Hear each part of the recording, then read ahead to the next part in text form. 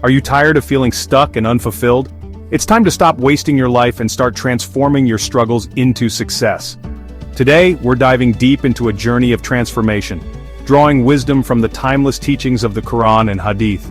These sacred texts offer profound insights into the human condition and provide practical guidance on how to unlock our true potential. So, if you're ready to transform your life, let's begin.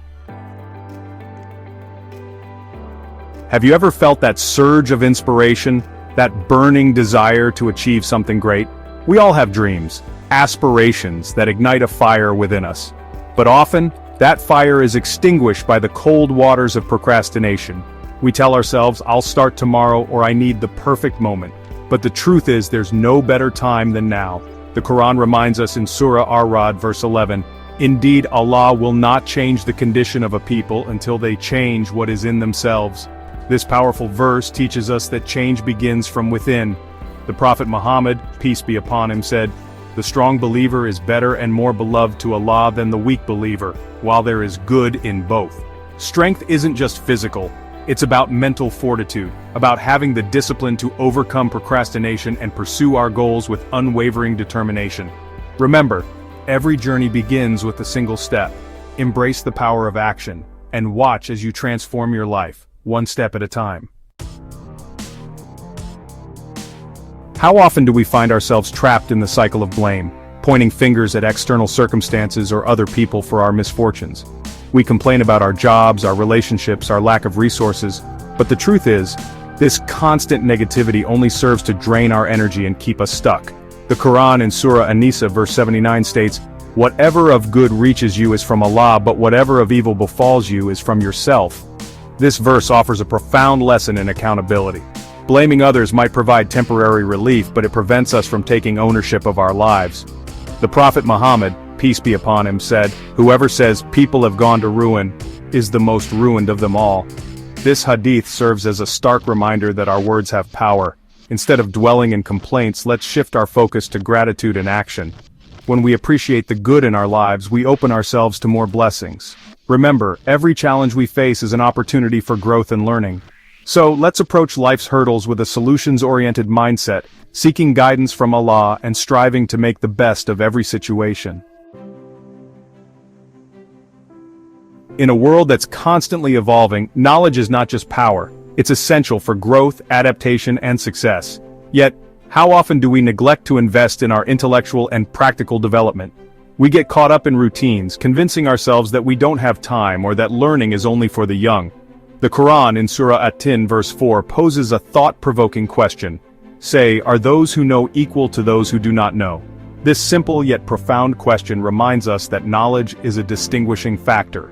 The Prophet Muhammad, peace be upon him, emphasized the importance of continuous learning throughout our lives, saying, "Seeking knowledge is an obligation upon every Muslim." This hadith underscores that education isn't confined to classrooms or textbooks. It's an ongoing pursuit, a lifelong journey of seeking wisdom from various sources. Whether it's acquiring new skills, expanding our knowledge base, or simply engaging in meaningful conversations, let's make learning a priority. The more we learn, the more we realize how much more there is to know. When we equip ourselves with knowledge and skills, we're better able to serve our communities and make a positive impact on the world around us. Remember, the pursuit of knowledge is an investment in ourselves, our communities, and our future. In a world driven by consumerism, it's easy to get caught up in the endless cycle of acquiring material possessions. We're bombarded with advertisements that tell us we need the latest gadgets, the trendiest clothes, the biggest houses to be happy. But true contentment doesn't come from accumulating things, it comes from aligning our lives with what truly matters. The Quran in Surah Al-Isra verse 27 cautions us against extravagance, stating, "Indeed the wasteful are brothers of the devils." The Prophet Muhammad, peace be upon him, known for his simple lifestyle, emphasized the importance of mindful spending. He said, "The son of Adam will not pass away from this world until he is asked about his wealth and how he spent it."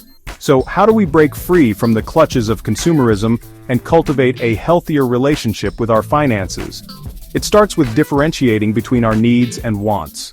By consciously cutting down on unnecessary expenses, we not only save money but also reduce waste and minimize our impact on the environment.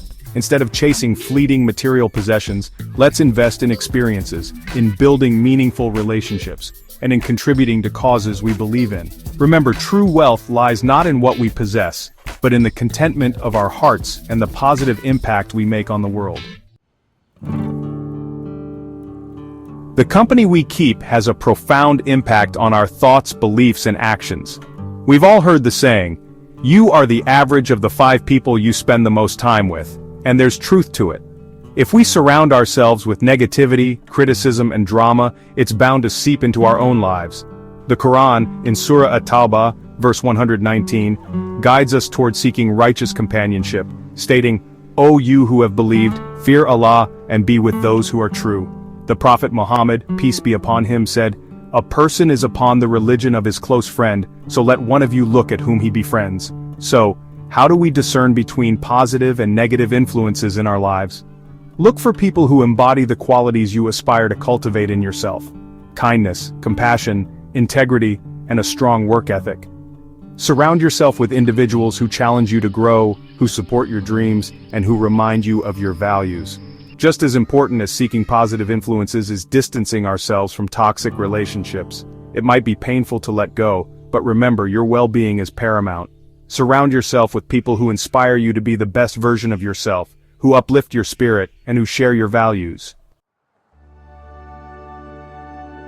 In the hustle and bustle of daily life, it's easy to get caught up in worldly pursuits and neglect our spiritual well-being. We chase success, wealth, and recognition, often at the expense of our connection with Allah. But true contentment, true success, comes from nurturing our souls alongside our worldly endeavors. The Quran, in Surah At-Talaq, verses 2-3, reminds us that Allah is our ultimate provider and protector, stating, "And whoever fears Allah, He will make for him a way out and will provide for him from where he does not expect." The Prophet Muhammad, peace be upon him, emphasized the importance of balance in life, saying, "Take advantage of 5 before 5. Your youth before your old age, your health before your illness, your wealth before your poverty, your free time before you are preoccupied, and your life before your death." So how do we strengthen our connection with Allah? It starts with making time for prayer, reflecting on His words in the Quran, and engaging in acts of worship. But spiritual growth goes beyond rituals. It's about embodying Islamic values in our daily lives, being kind, compassionate, forgiving, and just. Remember, our connection with Allah is the source of true peace, contentment, and guidance. By nurturing our souls, we not only find solace in this life, but also pave the way for a blessed afterlife. Fear of failure can be paralyzing. It can prevent us from pursuing our dreams, from taking risks, from stepping outside our comfort zones. But what if we viewed failure not as an end, but as a stepping stone to success? The Quran, in Surah Az-Zumar, verse 53, reminds us of Allah's infinite mercy and forgiveness, stating, "Do not lose hope in the mercy of Allah. Indeed, Allah forgives all sins." The Prophet Muhammad, peace be upon him, who faced numerous challenges and setbacks in his life, taught us the importance of perseverance and trust in Allah's plan. He said, "Tie your camel and trust in Allah." So how do we overcome the fear of failure? It starts with shifting our perspective. Instead of viewing failure as a reflection of our worth, let's see it as an opportunity for growth, learning, and refinement. Every successful person has faced countless setbacks, but what sets them apart is their resilience, their ability to learn from their mistakes and come back stronger. Trust that Allah has a plan for you, and even when things don't go as planned, He is guiding you towards a greater good.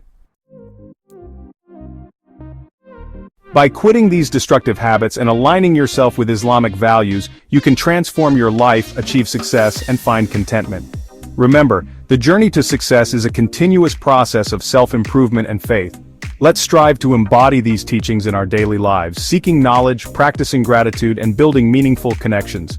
Your journey to a more fulfilling and purposeful life begins today.